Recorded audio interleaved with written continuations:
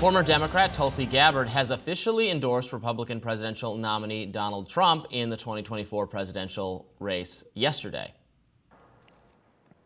This is one of the main reasons why I'm committed to doing all that I can to send President Trump back to the White House, where he can once again serve us as our commander-in-chief. I am proud to stand here before you today, whether you're a Democrat, a Republican, or an independent. If you love our country, as I do, if you cherish peace and freedom as we do, I invite you to join me in doing all that we can to save our country and elect President Donald J. Trump and send him back to the White House to do the tough work of saving our country and serving the people. Gabbard gave her endorsement at the National Guard Association just hours after attending a commemoration ceremony for the 13 American soldiers who were killed in the Afghanistan withdrawal in 2021, with Donald Trump also speaking there. So I mean what I say when I share with you that I know that President Trump understands the grave responsibility that a president and commander-in-chief bears for every single one of our lives. Whether you're a soldier, you're an airman, a Marine, sailor, or a coastie, he keeps us in his heart in the decisions that he makes. So nothing so shocking here. Tulsi had obviously very formally left the Democratic Party, has become a contributor to Fox News. It was reported recently that she was helping Donald Trump with debate prep against Kamala Harris because Tulsi was perceived, and I agree with the perception, to have done very well in the debate with Kamala Harris during the 2020 Democratic primaries. She was perceived to have scored a real knockout punch, and so now she is giving her formal endorsement. So what do you think this says, Jessica? You know, this is someone who was once from the Bernie Sanders wing of the Democratic Party, running on economic populism, anti-nation building, supporter of Medicare for all, supporter of a more generous welfare state, is now feels comfortably at home in Donald Trump's Republican Party. Yeah, I think she's following the money in politics. I see this as like one big grift. She came to Brown University when I was a graduate student, and a lot of the members of this sort of anti-interventionist, responsible statecraft part of the foreign policy academics and scholars at Brown. There was a lunch with Tulsi. We all talked with her. I was impressed with her stance on American intervention and her criticism of how the United States has operated and used the military abroad. But that's about it as far as Tulsi being impressive in the 2020 election. I think it just didn't go well for her, that primary with the Democrats and campaigning throughout 2019. She didn't have a lot of support. She didn't have a lot of resources. And I think she just felt kind of slighted. She wanted to be more popular and she wasn't. And her cope was to go with the other guys because at least they're giving me attention, not realizing she's being used as a tool or a pawn by Republicans to say, look, people are leaving the Democratic Party. They see it as a bad place.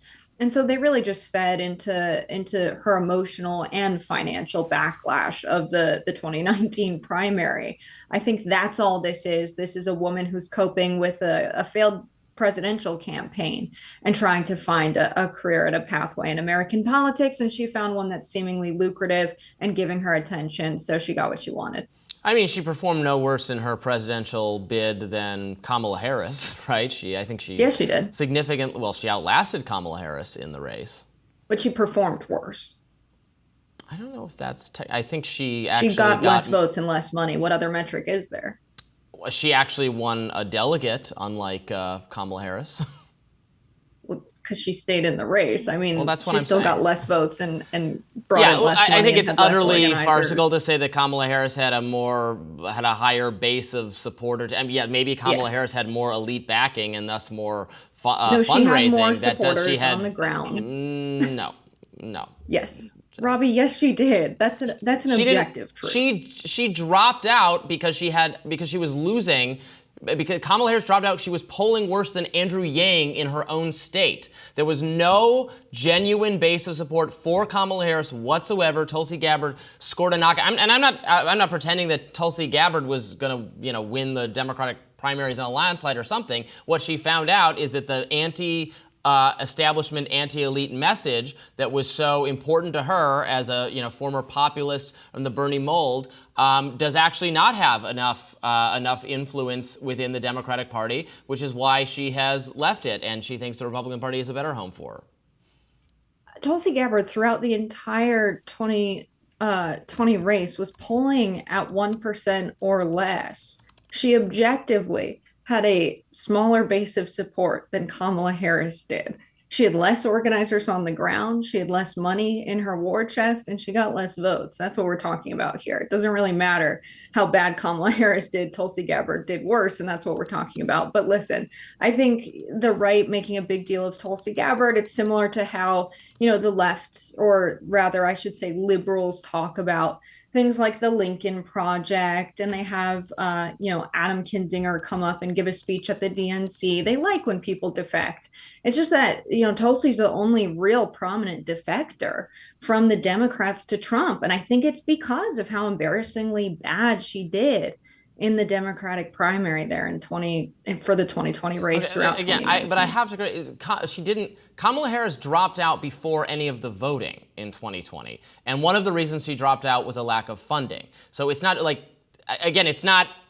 Neither of them did outstandingly well or something, but Tulsi Gabbard, people actually did vote for her in some of the primaries and caucuses. Kamala Harris didn't make it to that stage because she dropped out because she had no base of popularity whatsoever. And Tulsi Gabbard, she won delegates from, I believe, American Samoa. Again, you don't have to be overly impressed by that, but to say that Kamala Harris was this popular, crusading figure in the 2020 Robbie. Democratic primaries compared to Tulsi, it's not true. I never said that Kamala Harris ran a successful campaign. I said the bar was low. Kamala Harris, by that metric, set it low, but Tulsi Gabbard did far worse. All Tulsi Gabbard had money for in Iowa was billboards. Kamala Harris had a fully staffed grassroots campaign. It's just ridiculous to try and split hairs like this. Of course, Kamala Harris had a more successful campaign. She was polling higher. She had more organizers. She got more votes than Tulsi Gabbard. She did not get more votes. There was no one voted for her. She dropped out before the primaries and the caucuses. There was no one voted for Kamala Harris. She was out of the race by that point. Kamala Harris was not out of the race before the Iowa caucuses. She departed 2 months before voting and caucuses in the presidential contest in, right? I believe she was out before those states, if I recall correctly. I don't believe she dropped out before the Iowa caucuses. I was there in Iowa, and she had supporters there in the caucus precinct I was in. I mean, she dropped out in what, December of 2019? When was the Iowa caucus? The Iowa caucus was in January, but she had supporters that were still showing up for her at the Iowa caucus room. She had supporters with her T-shirts on in my Iowa caucus room, and they stayed in their corner. And then they she dropped out on December 3rd of 2019, so no one was voting for her. Okay, she still had supporters in the Iowa caucus precinct I was in. She had people polling for her. And I think that you can say, because Tulsi Gabbard dropped out later, that, she didn't run as successful of a campaign. But at the end of the day, Kamala Harris was on the ticket that got the most votes in November of 2020. She likely dropped out because she was on that ticket and was being considered to be the vice president of the United States. So you can say that Tulsi Gabbard did better because she clung on for longer and stayed in the primary for longer, but Kamala Harris had more supporters on the ground. Her organizers in Iowa were successful enough that she still had people showing up for her in the caucuses. And how that works is you show up, you say you support them, and then you have to re-caucus and join another group. And so it's an in-person thing. It happens in like school gyms and libraries, but she had a huge base of support. Tulsi Gabbard didn't have that in the Democratic Party. And so I just think it's silly to compare everyone to how Kamala Harris did in the 2020 race when she ended up being on the ticket that got the most votes of any presidential ticket ever before. So if we want to compare Tulsi Gabbard's campaign to Kamala Harris's, she was polling higher, she had more supporters, she had people showing up for her in caucus rooms. I didn't see anyone there with a Tulsi Gabbard t-shirt. So this idea that she was popular is just not true. Tulsi Gabbard didn't have supporters in the 2019 primary, and I think what she's doing now is because she's upset. All right, well, I don't think that's true at all, but we made our pitches, and we can let the viewers decide. More Rising right after this.